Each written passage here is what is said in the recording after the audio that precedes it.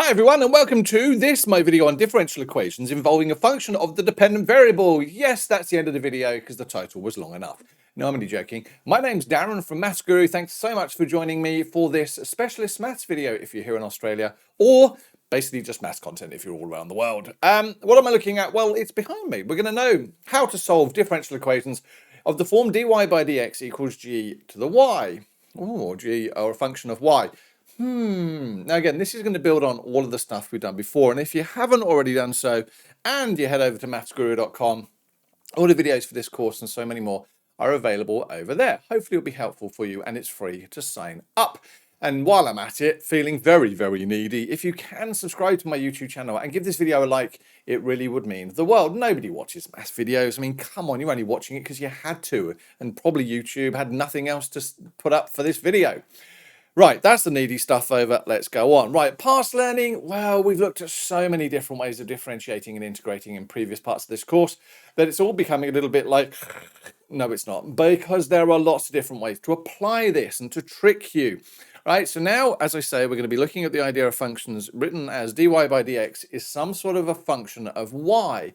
And if you remember, well, in my previous video, we're like, well, that's okay. We can basically just bang this into my equation and, you know, do that, can't we? Yeah? Well, you can, and you absolutely do get an answer. But what if you're having to do this on a non-calculator paper?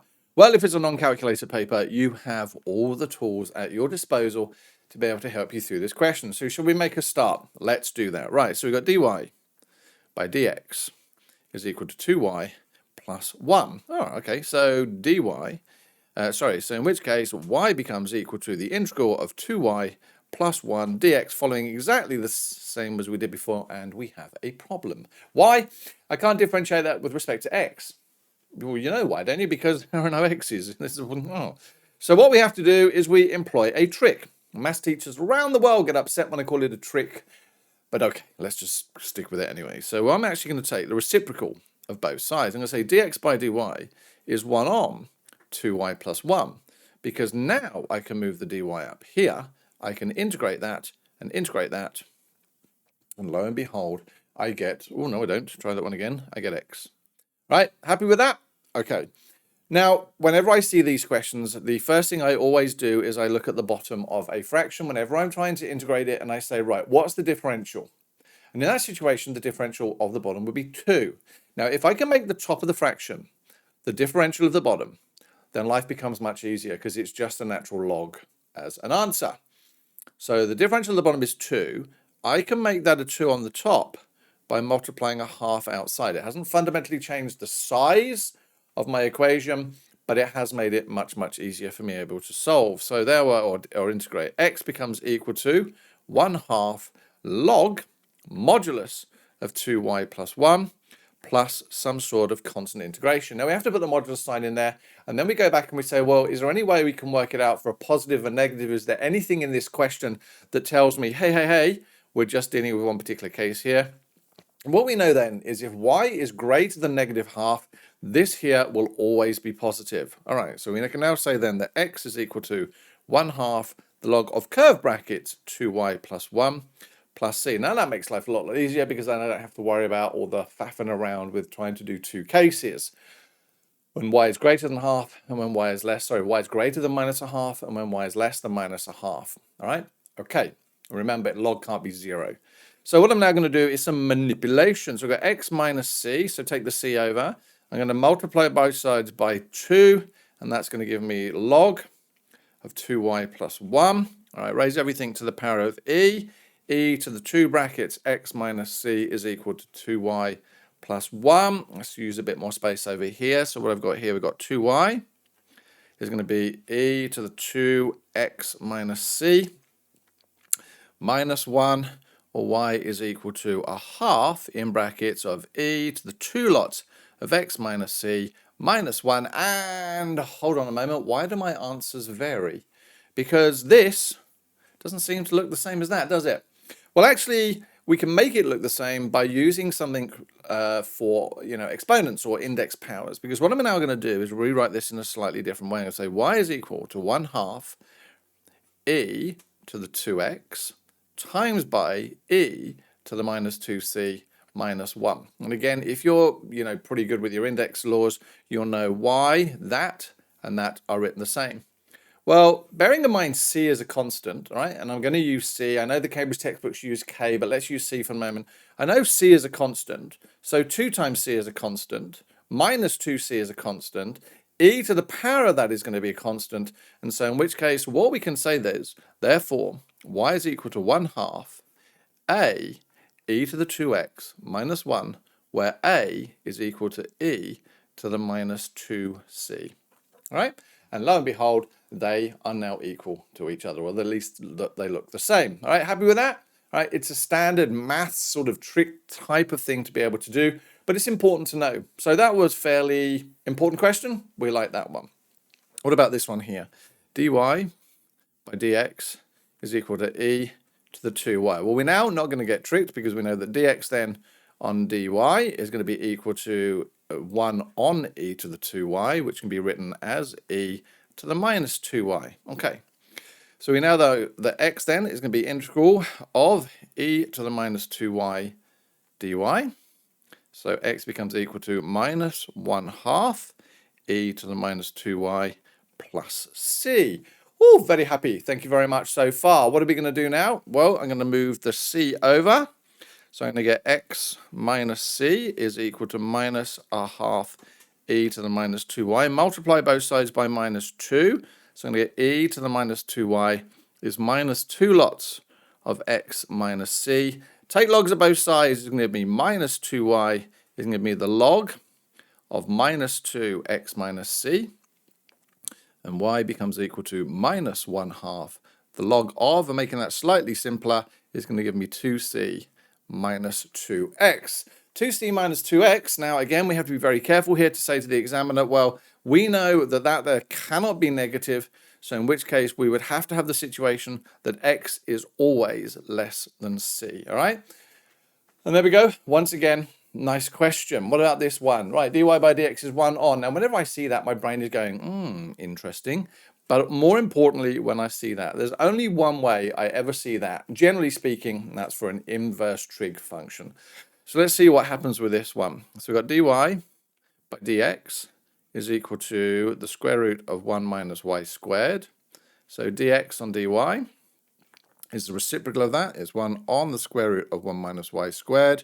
And so x becomes equal to the integral of 1 on the square root of 1 minus y squared dy. Now, whenever I'm not sure, I always grab the VCAR formula sheet because that has saved me hours and hours of time. And to be honest with you, yes, okay, I can teach maths, but do I keep it up here all the time? No, honestly, better things to do with my life.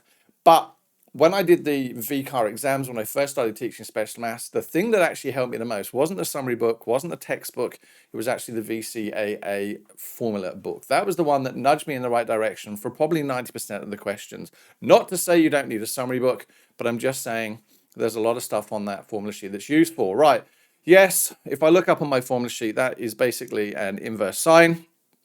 And so therefore I get that x becomes equal to sine to the minus 1 of y, and don't forget my plus c. So x minus c is going to be sine to the minus 1 of y, or y becomes equal to the sine of x minus c. And all of those values are possible, and so life is good.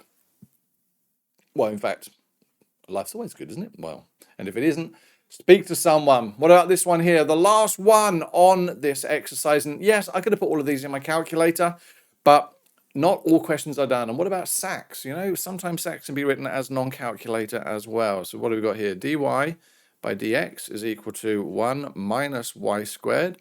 dx on dy equals 1 on 1 minus y squared.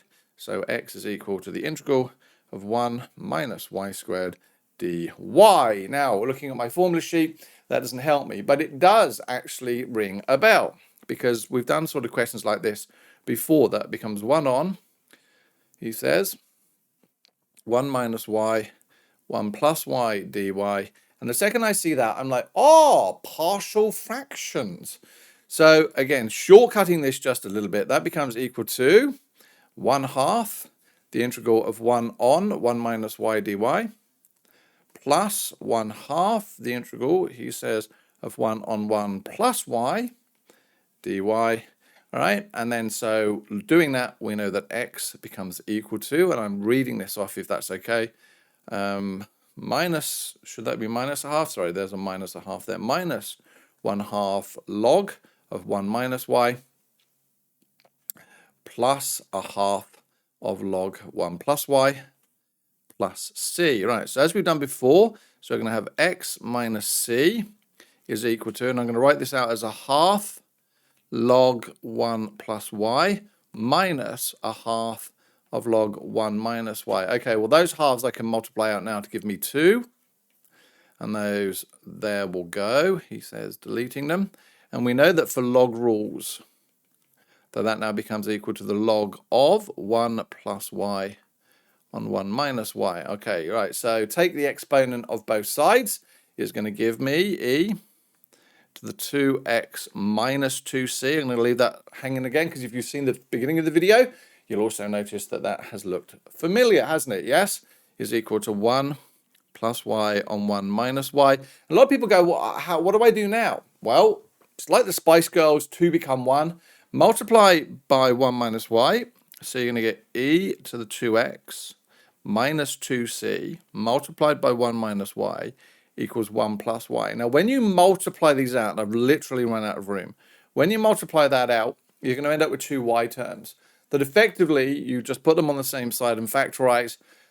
And ultimately, you are going to end up with y is equal to ae to the 2x minus 1 divided by ae to the 2x plus 1 when a is equal e to the minus 2c. And again, if you're not sure why a is equal to the minus 2c, it's because of basically what happened here. All right, so again, it's a useful thing to be able to do, and we are done for this video. Now, that one was pretty smooth because, believe it or not, I recorded that, but didn't. I only recorded me writing on the page. I forgot to turn the video on. That wasn't at all frustrating, and there were very, very rude words used. But anyway, hopefully it has been useful.